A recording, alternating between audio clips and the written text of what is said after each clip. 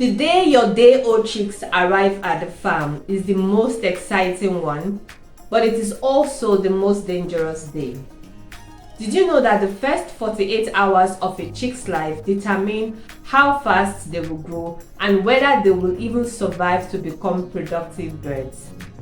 One mistake in brooder setup can lead to weak chicks, sicknesses, poor growth, or even death.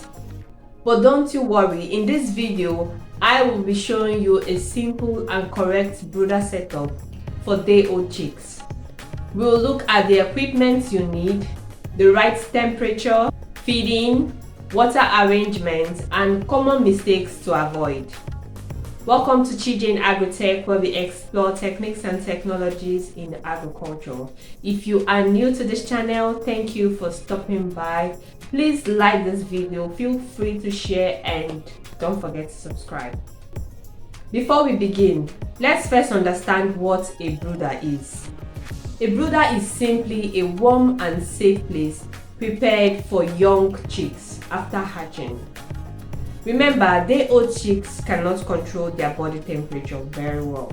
In natural conditions, the mother hen keeps them warm, but in commercial farming, the farmer must provide this warmth. That is why brooding is very important. The first 2 to 4 weeks of a chick's life are critical. If the brooder is poorly prepared, the chicks may become stressed, weak, or sick. A good brooder should provide warmth, fresh air, clean water, good feed, protection from cold and predators. Without this, survival becomes difficult. One of the biggest mistakes beginners make is waiting until chicks arrive before preparing the brooder. No, your brooder should be ready at least 24 hours before the chicks arrive. First, clean the brooder house very well. Sweep away dirt, old feed, feathers, and droppings. After cleaning, disinfect the area. This helps to kill germs and disease-causing organisms. Allow the place to dry properly. Next step is to spread litter material on the floor. You can use wood shavings, rice husk, dry sawdust, but make sure it is clean and dry. Avoid wet or dirty litter because it can spread diseases. The litter should be about 2 to 4 inches thick. Now place your brooder guard. A brooder guard is a circular barrier that keeps chicks close to the heat and prevents them from scattering too far. You can use cardboard sheets, zinc, plywood, or hard plastic. The shape should be preferably circular because chicks can pile into corners and suffocate in square spaces. Now let us talk about one of the most important things in brooding, which is heat. Day-old chicks need warmth to survive. You can use different heat sources such as electric bulbs, infrared, heat lamps, charcoal pots, gas brooders, or kerosene brooders in some areas.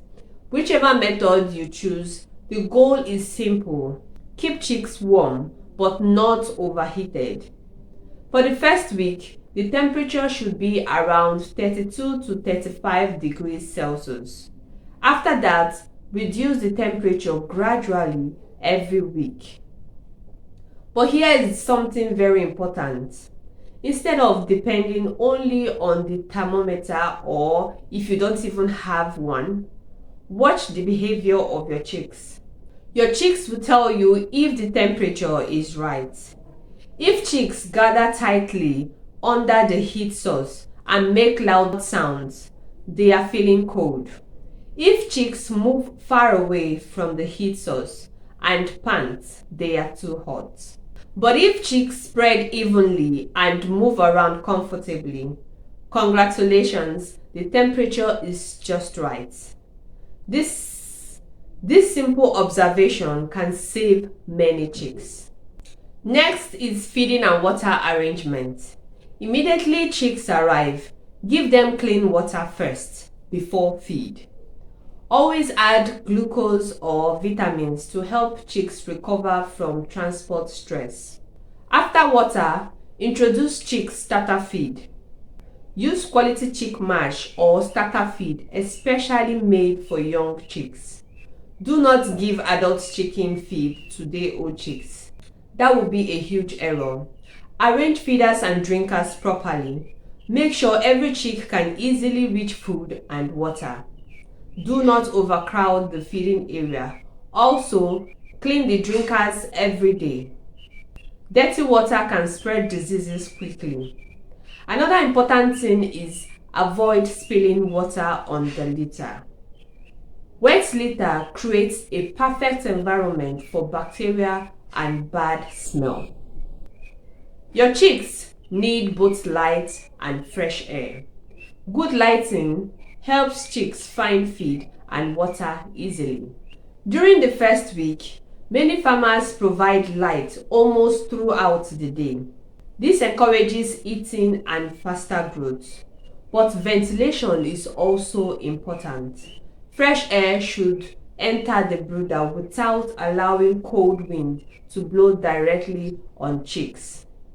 Poor ventilation can cause ammonia buildup, leading to breeding problems. So always keep the brooder fresh, clean, and well ventilated. One common mistake many poultry farmers make is overcrowding. Too many chicks in a small space can cause stress, fighting, poor growth, and disease spread. Chicks need enough space to move freely. When they are overcrowded, weaker chicks may not get enough feed or warmth. So always provide enough room for proper movement.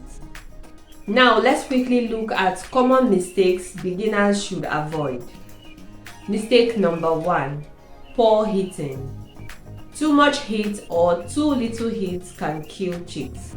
Always monitor their behavior. Number 2 is wet litter. Wet litter encourages diseases and bad bacteria. Always keep the floor dry. Mistake number 3, dirty drinkers. Clean water is extremely important. Make sure you wash your drinkers regularly. Number 4 is overcrowding. Make sure you give your chicks enough space. Number 5 is late feeding. Chicks should get water and feed quickly after arrival. Healthy feeding means healthy growth. Remember, the first few weeks determine how successful your poultry business will be. A proper brooder setup is the foundation of a successful poultry farming.